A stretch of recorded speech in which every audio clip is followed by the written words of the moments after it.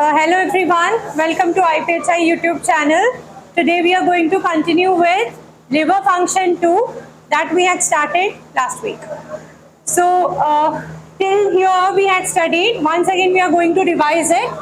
The red blood cells are broken down in the spleen. ठीक है, 120 days के बाद आरबीसी को वैसे ही लाइस होना होता है. तो 120 डेज में जब आरबीसी लाइस होता है स्प्लीन में या मैक्रोफेजेस में, that is known as reticulo endothelial system.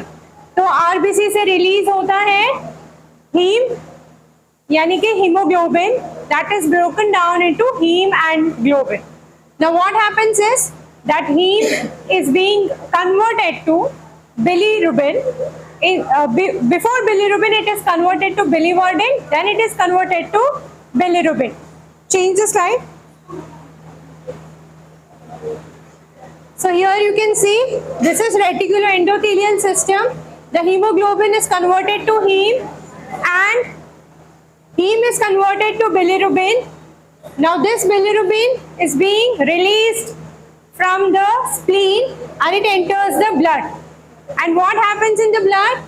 This unconjugated bilirubin cannot travel alone. It needs a carrier. इसको carrier चाहिए, तो albumin इसकी help करेगा.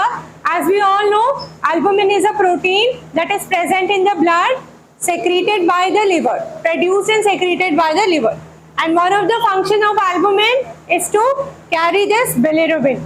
Now it carries this bilirubin to the liver. Now the bilirubin that enters the liver conjugates with glucuronic acid and it gets converted into conjugated bilirubin. अब conjugated unconjugated दो terms है यहाँ पर. Conjugated वो bilirubin है जो glucuronic acid के साथ मिल के बन जाता है, और unconjugated bilirubin वो है जो लिवर से पहले है, यानी कि लिवर में अभी एंटर नहीं हुआ है, ब्लड में है, उसको हम बोलते हैं अनकॉन्जुगेटेड बिलिरुबिन. अब कॉन्जुगेटेड बिलिरुबिन का क्या इंपॉर्टेंस है कि वो सॉल्यूबल है ना, और अनकॉन्जुगेटेड बिलिरुबिन क्या है, वो इनसॉल्यूबल है. जब इसकी लेवल बढ़ जाती है अनकॉन्जुगेटेड बिलिरुबिन की, तभी तो जॉन्डिस होता है, क्योंकि ये टिश्यूज में डिपॉजिट करके येलोनेस देता है. ठीक है, देन वी से कि जॉन्डिस है. अब यहाँ पर जो बिलिरुबिन है ये कॉन्जुगेटेड है. अब यहाँ से ये एक्सक्रीट होगा. कैसे एक्सक्रीट होगा? पहले ये गाल ब्लैडर में जाएगा और वहां से ये डक्ट के थ्रू एक्सक्रीट होगा और इंटेस्टाइन में रीच होगा. ठीक है, तो इसका जो एक्सक्रीशन है वो लिवर से होते हुए देन लिवर से गाल ब्लैडर से उसे आना है इंटेस्टाइन में.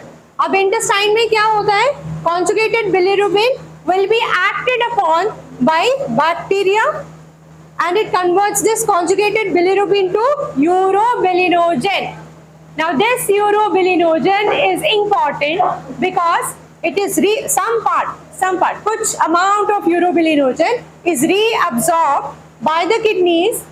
ठीक है, and through the kidneys it is excreted in the form of urinary urobilinogen. तो urinary urobilinogen क्या होता है? कलर जो यूरिन को देता है. ठीक है, urinary urobilinogen gives the colour to the urine, that is why urine colour is straw colour, है ना. यूरिनरी यूरोबिलिनोजन के प्रेजेंस की वजह से क्या होता है, यूरिन का जो कलर है वो स्ट्रॉ कलर में कन्वर्ट हो जाता है. ठीक है, अब नेक्स्ट क्या है, जो भी बचा है यहाँ पर यूरोबिलिनोजन इंटेस्टाइन में जो बचा है, that is again undergoes oxidation and converts to stercobilin. Now stercobilin gives the color to the feces. तो feces के थ्रू ये stercobilin excrete होता है. तो आपने देखा कैसे हीमोग्लोबिन से हीम, फिर उसके बाद बिलिरुबिन, फिर उसके बाद कॉन्जुगेट होता है, देन इंटेस्टाइन में रीच होता है, कुछ रीअब्सॉर्ब हो जाता है एंड यूरिन से वो एक्सक्रीट होता है, एंड कुछ फीसेस के थ्रू वो एक्सक्रीट होता है. तो उसका ये एक्सक्रीशन है. अगर कहीं भी ये ब्लॉक हो जाता है तो क्या होगा, यही बिलिरुबिन डिपॉजिट हो जाएगा and bilirubin will deposited bilirubin will give rise to jaundice. ठीक है, next now let us see the normal serum bilirubin levels. जो नॉर्मल लेवल है बिलिरुबिन का होना कितना चाहिए, 0.2 से 0.8 mg पर डेसीलीटर। इसका यूनिट लिखना बहुत इंपॉर्टेंट है, मिलीग्राम्स है पर डेसीलीटर। तो नॉर्मल लेवल्स क्या है, 0.2 से 0.8 mg पर डेसीलीटर। अगर हम अनकॉन्जुगेटेड यानी कि इनडायरेक्ट बिलिरुबिन की बात करें तो दैट इज 0.2 से 0.6 mg, 8 नहीं है, करेक्ट है, 0.6 mg पर डेसीलीटर। और कॉन्जुगेटेड बिलिरुबिन का रेंज क्या है, 0.1 से 0.2 mg पर डेसीलीटर। देन इसके अबाव जाता है देन वी कॉल, यानी कि अबाव 1 mg पर डेसीलीटर जाता है then we say it as latent jaundice, and about 2 mg जाता है then we call it as jaundice. ठीक है, और अगर हमें बिलिरुबिन कैलकुलेट करना है तो हम उसको एस्टिमेट कैसे करते हैं, तो उसके लिए एक टेस्ट है जो हम मैन्युअली भी कर सकते हैं, वांडेनबर्ग रिएक्शन करके। तो उसमें हम डायरेक्ट बिलिरुबिन, इनडायरेक्ट बिलिरुबिन पता लगा सकते हैं और टोटल बिलिरुबिन कितने हैं ये बता सकते हैं। तो ये वांडेनबर्ग रिएक्शन बहुत इंपॉर्टेंट है, जिसके बारे में हम आगे स्टडी करेंगे। ठीक है, नेक्स्ट। तो यहाँ पर based on the bilirubin levels है ना, बिलिरुबिन कहाँ है, बिलिरुबिन किस वजह से बढ़ रहा है, ठीक है, तो उसके कॉजेस की वजह से हम इसको क्लासिफाई कर सकते हैं। 3 टाइप के जॉन्डिस हम देख सकते हैं, प्री हेपाटिक और हीमोलाइटिक। अब यहाँ पे आप देखो इसको प्री हेपाटिक क्यों बोला है, क्योंकि ऐसे फैक्टर्स जो लिवर से अबाव हैं, ठीक है, और अगर सिर्फ लिवर इन्वॉल्व है तो उसको हम बोलेंगे हेपाटिक और हेपाटोसेल्युलर जॉन्डिस।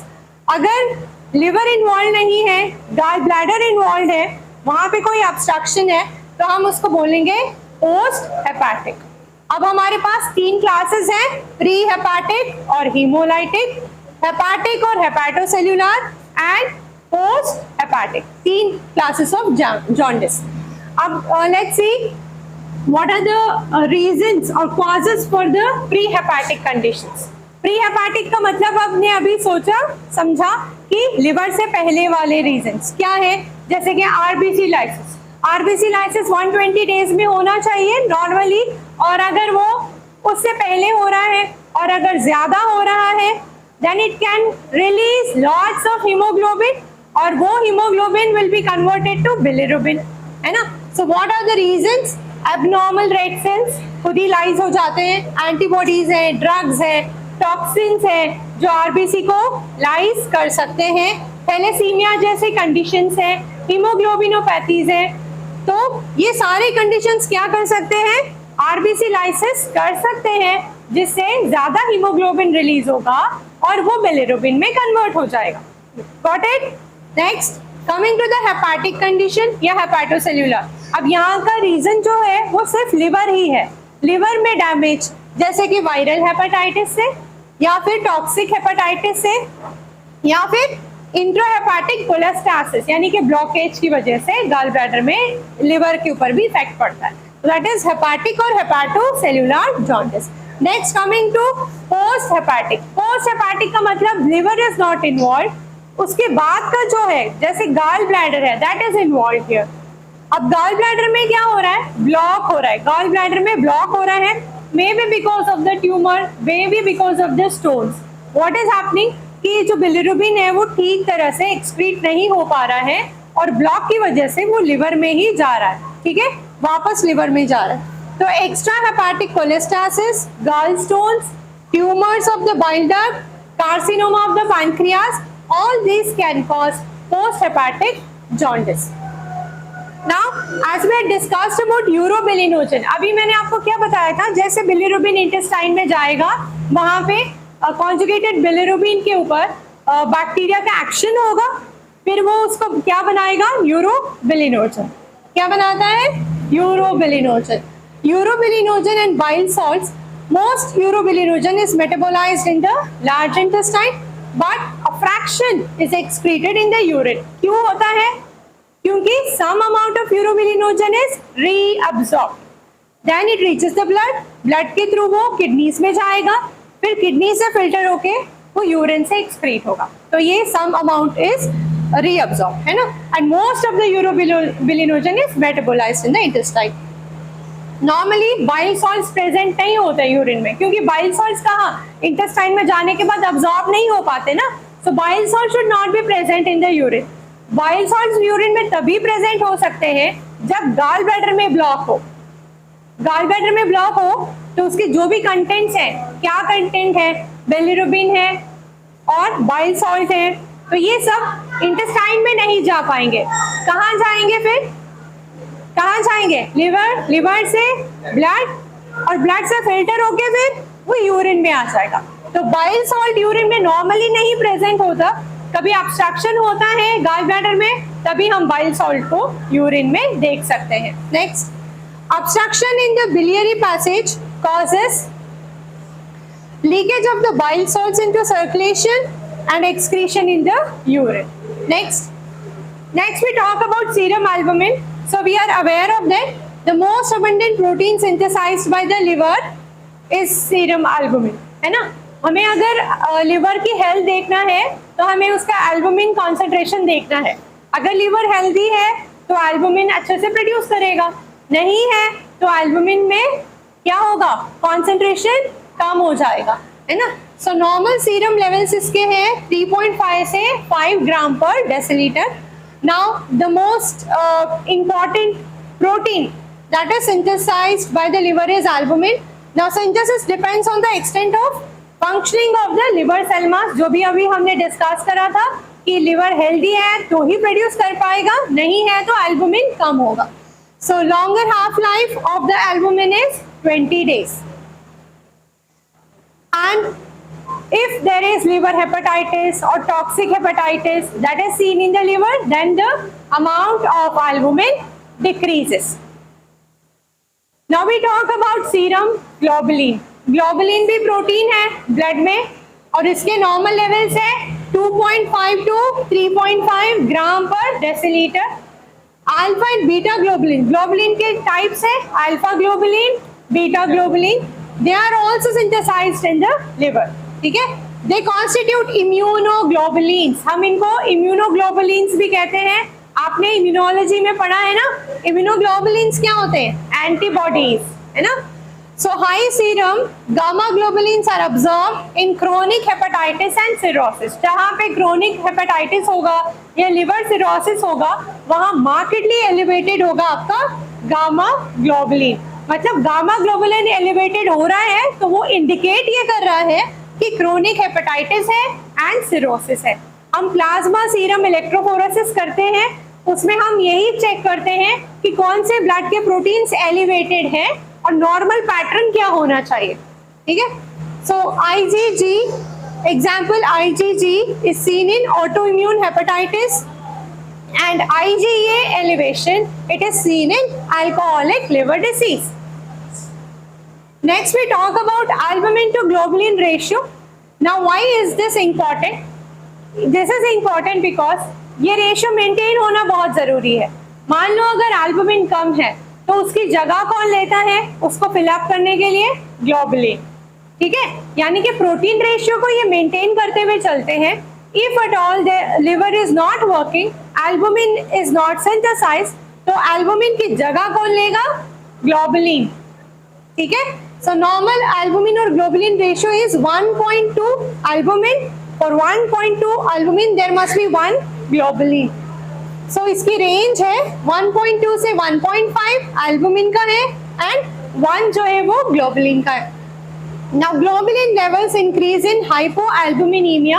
हाइपो का मतलब क्या है, decrease albumin in the blood, aemia is in the blood, decrease albumin in the blood.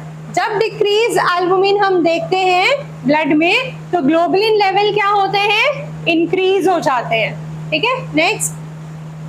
Next we talk about prothrombin type. अब इसमें इसका क्या काम है, एज वी नो दैट कि ये जो क्लॉटिंग फैक्टर्स हैं they are mainly secreted by the liver, है ना। क्लॉटिंग फैक्टर्स, बहुत सारे क्लॉटिंग फैक्टर्स जो है वो लिवर भी बनाता है। So prothrombin is synthesised by the liver as well, marker of the liver function. Liver healthy है या नहीं है हम एल्बुमिन के अलावा प्रोथ्रोम्बिन भी देख सकते हैं। So half life of the albumin is 6 hours. It indicates the present function of the liver. ठीक है।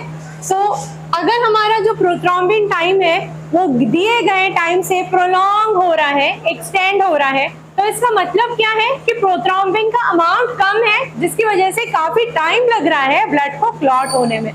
So if PT is prolong, it only happens when the liver loses 80% of its reserve capacity. तो ये जब भी देखा जाता है जब लिवर की 80% कैपेसिटी फंक्शनिंग की कम हो जाती है. Now, vitamin K deficiency also causes prolonged prothrombin time. Intake of vitamin K does not affect the PT in the liver disease. Next. Now we'll talk about AST. We are all aware of this now. क्या बोलते हैं हम AST को?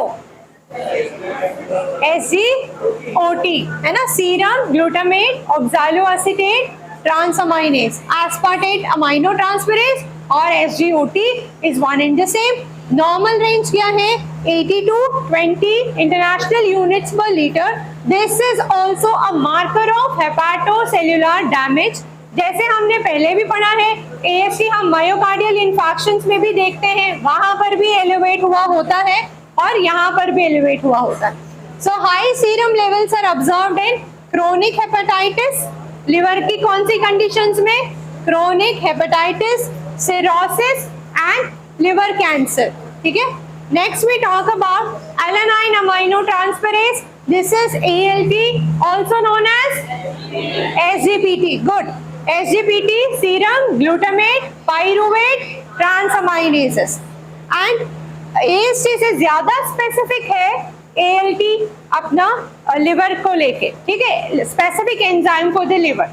AST myocardial infection में भी बढ़ता है, लेकिन ALT सिर्फ और सिर्फ लिवर के इन्फ्लेमेशंस में या लिवर के डिसीजेस में बढ़ा हुआ होता है. नॉर्मल रेंज क्या है? मेल्स में 13 to 35 international units per litre, females में 10 to 30 international units per litre. And high serum levels, इसके जो एलिवेशन है वो कब देखे जाते हैं?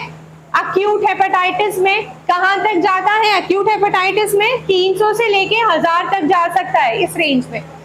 मॉडरेट एलिवेशंस कहाँ देख सकते हैं? Alcoholic hepatitis, hepatitis that is caused by the consumption of alcohol in excessive amounts, है ना. So that is 100 to 300 international unit पर लीटर. माइनर एलिवेशंस हम देखते हैं सिरोसिस में, हेपेटाइटिस सी में, या फिर non alcoholic steatohepatitis that is 50 to 100 international units per litre.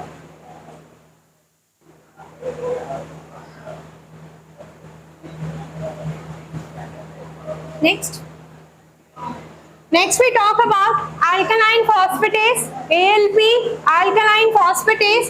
It's a non-specific marker of the liver disease. ALP कहाँ देखा जाता है? बोन में भी देखा जाता है, बोन डिसीजेस में भी देखा जाता है. बच्चों में ALP का लेवल डिफरेंट होता है, मेल्स में, फीमेल्स में डिफरेंट होता है. एज वाइज ALP का जो लेवल है वो डिफर करता है. ठीक है. So it is produced by the bone osteoblast for bone calcification, for the hardening of the bone, and it is also present on the hepatocyte membrane, यानी कि लिवर के सेल के मेम्ब्रेन पर भी प्रेजेंट रहता है. इसका नॉर्मल रेंज क्या है? 40 से 125 इंटरनेशनल यूनिट पर लीटर. ठीक है. Moderate elevation is observed in, इसका एलिवेशन कब देखते हैं हम? इन्फेक्टिव हेपेटाइटिस में देखा जाता है, अल्कोहलिक हेपेटाइटिस में देखा जाता है, एंड हेपाटोसेल्युलर कार्सिनोमा में भी, यानी कि कैंसर में भी देखा जाता है. सो हाई लेवल्स और ऑब्जर्व, ये किसके लिए स्पेसिफिक है? अब ये देखते हैं, हमने देखा कि AST, ALT दोनों ऐसे एंजाइम्स हैं जो लिवर के लिए स्पेसिफिक हैं. ऐसे ALP किसके लिए स्पेसिफिक है? तो ALP स्पेसिफिक है गॉल ब्लैडर के लिए, क्योंकि जब वहां पर कोई ऑब्स्ट्रक्शन होता है या ऑब्स्ट्रक्टिव जॉन्डिस होता है तो ALP लेवल जो है वो एलिवेट हो जाता है. ठीक है. And very high levels are observed in bone disease. Next we talk about gamma glutamyl transferase, also known as GGT, and it is this enzyme is used for glutathione synthesis, यानी कि glutathione के synthesis में हम इसको use कर सकते हैं. ठीक है। नॉर्मल रेंज क्या है? 10 to 30 international units per litre, इसका नॉर्मल रेंज है 10 से 30। मॉडरेट एलिवेशन हमने कहाँ देखते हैं हम इसको? इन्फेक्टिव हेपेटाइटिस में, जैसे कि viral hepatitis and prostate cancers में भी ये एलिवेट होता है। सो जीजीटी नॉर्मली एक इंडिकेटर है सिर्फ और सिर्फ अल्कोहलिक हेपेटाइटिस के लिए। अगर हेपेटाइटिस अल्कोहल की वजह से है तो वहां पे जीजीटी का जो लेवल है वो एलिवेट होगा। अगर आपको जानना है कि ये हेपेटाइटिस किसकी वजह से, अल्कोहल की वजह से है क्या, तो जीजीटी का लेवल राइज होना चाहिए। देन इट इंडिकेट्स कि वहां पे जो हेपेटाइटिस हुआ है that is related to alcohol. ठीक है, next. So now we have some take home messages कि LFTs help in detecting liver injury and इससे हमें लिवर का फंक्शन भी पता चलता है।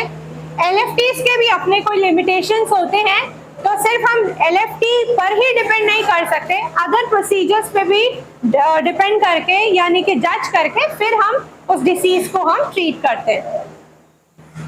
Thank you.